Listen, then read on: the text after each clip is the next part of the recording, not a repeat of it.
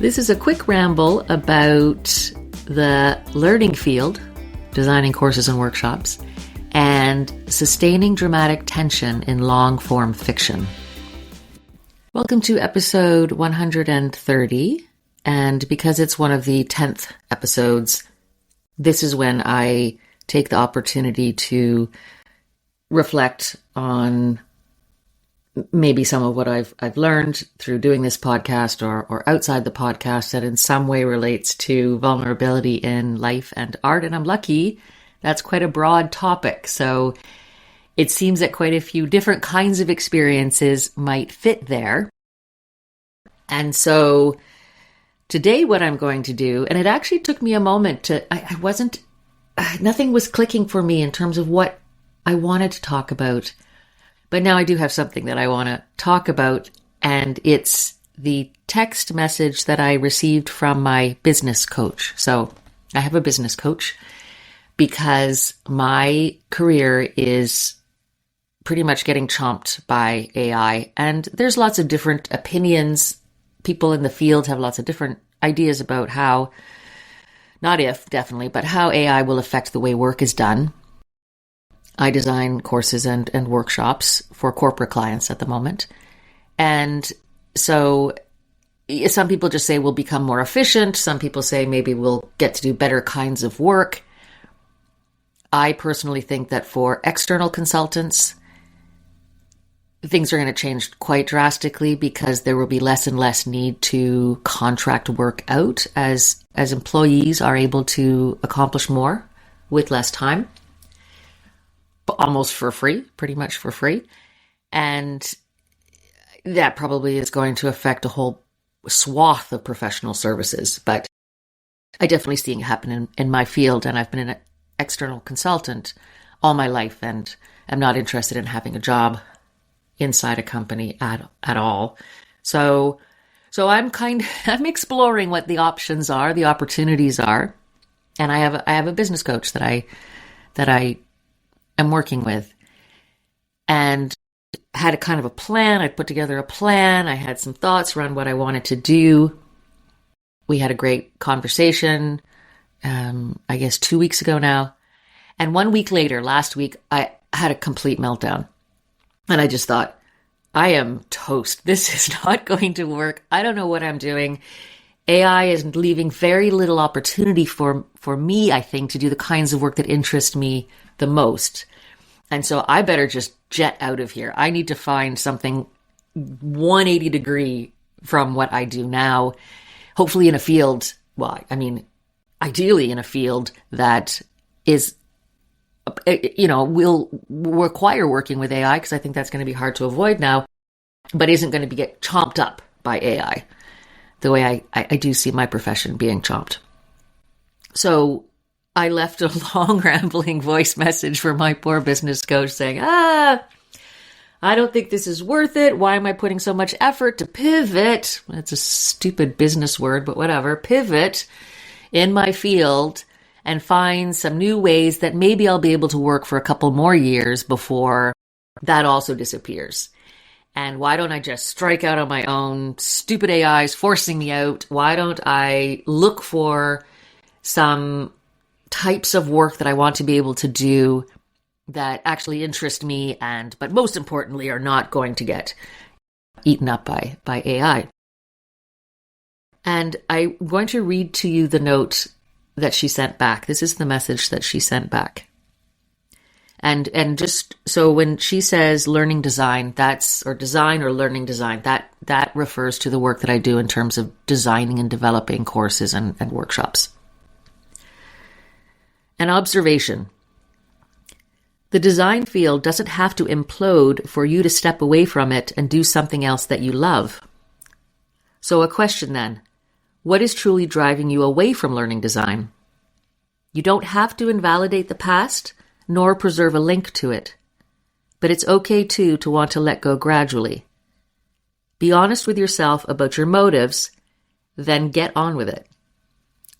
And I think that's one of the most, insightful probably and helpful. It's not rocket science, but it somehow seems to be the thing that maybe I can't see about my own self. One of the most insightful pieces of advice I've gotten ever, probably.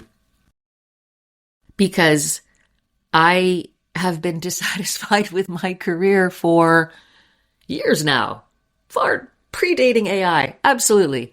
And it's one of the reasons I started this podcast, because I wanted to stretch outside of what I was doing before, speak to artists and other creatives about their work and some of the challenges that they face and the ways in which they see vulnerability in their practices and as human beings.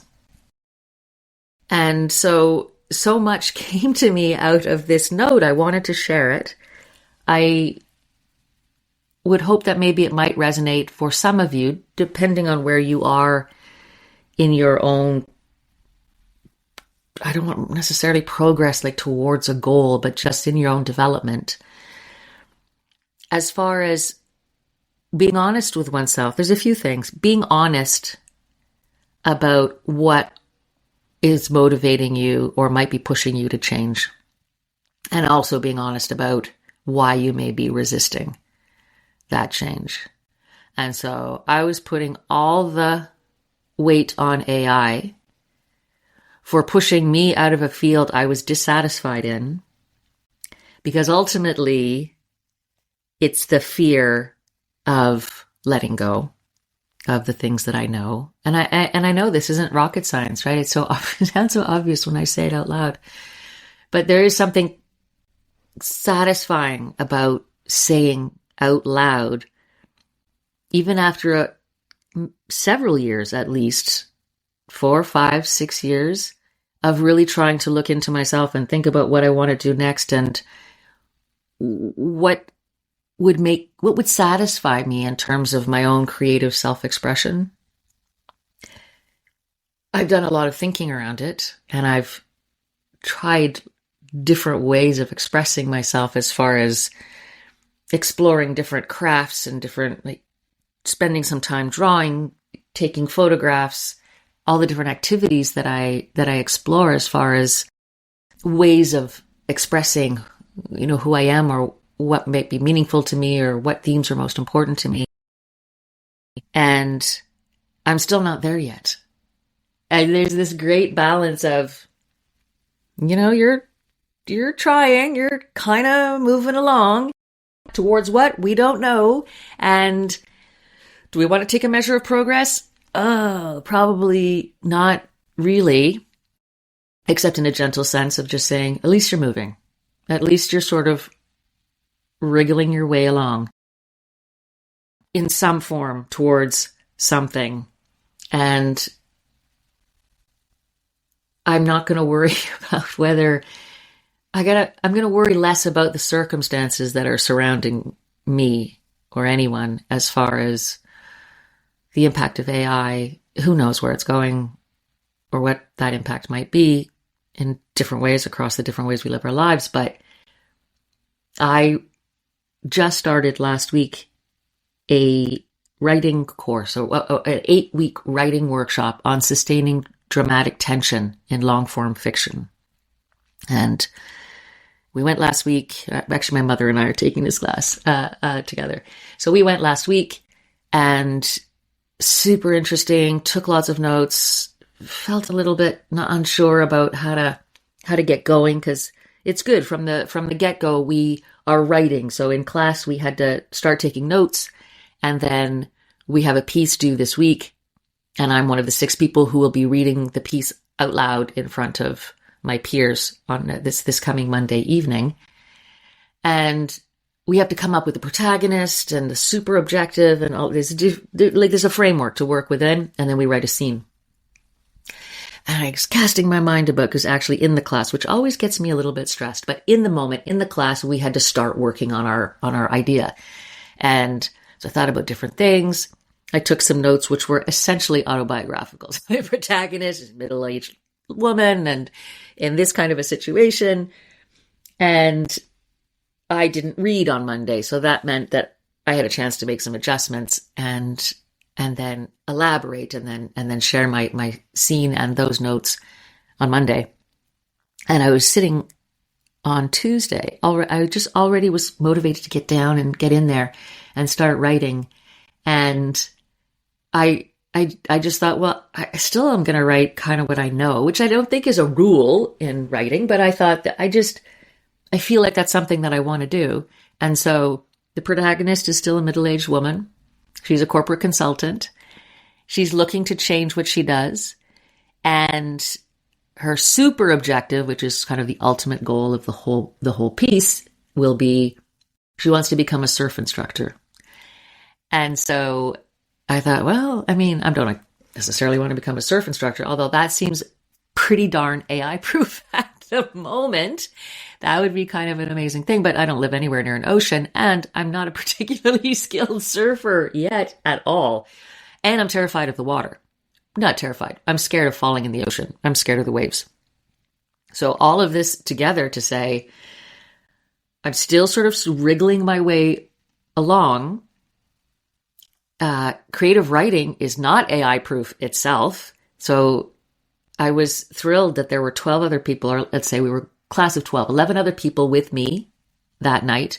There was such a big demand for the course that they opened up a second like a Wednesday night version of the class, because 24 people wanted to take this class. So somehow, in the age of encroaching AI, there are a lot of people out there, including myself, who want to explore creative writing. And if I were going to be super honest with myself, I would say that as much as I do love to draw and I love taking photographs, I really am, I get excited about visual arts and hands-on work like embroidery or blacksmithing, which I've tried a couple of times. I get kind of, what I have wanted to be since I was a little girl is a writer. And there's a way in which my profession, my work requires me to write in a more technical kind of a manner. And when I explained why I was taking this writing workshop on dramatic tension, I explained it in, from the perspective of I design courses and workshops. Basically, I design learning experiences, which are almost always entirely devoid of any drama or tension at all. They're boring. At best, they might be occasionally sort of story-driven if you want to have scenarios or case studies, but ultimately, there's not a lot of dramatic tension in the work that I've done up to now, and I'll put that on my own shoulders. I haven't done it, but I explained the reason why I was taking this course in terms of wanting to explore that idea, if I continue in this field of developing courses and workshops, of bringing more and more of the principles of writing great content that intrigues people and carries them forward. And I would love to do that in the learning field, but I would also love to do that as a writer. And so I am going to keep working on my piece for Monday. It's actually really, really fun to write. I get quite excited. I was home late last night, and then I stayed up till 1 working on it and reading it out loud and adjusting it. And I started long form writing on paper, and then I switched to laptop when I can't help really editing as I go along. So I write a paragraph, I rewrite it and write a second paragraph. I rewrite the first 2 paragraphs, write a third paragraph. I kind of have this way of moving through the writing in that way, so it just gets easier after a while on a screen, on a digital device. But I am going back to the message that my business coach sent me and understanding that my current career doesn't have to blow up for me to move on to something else. And at the same time, I don't have to give up what I do now for a living, which is how I pay my mortgage and buy food. So that part is stressful. So I don't have to give that up yet, even if I have way fewer opportunities now than I did before. I can kind of limp along, continue with that, and have my choice to stop doing that be a conscious choice to go towards something rather than a more passive reaction to my sense of my field disappearing. Let me know if any of that seems relevant to you. I would love to hear your thoughts, as always, and I appreciate you being here, and thank you for listening.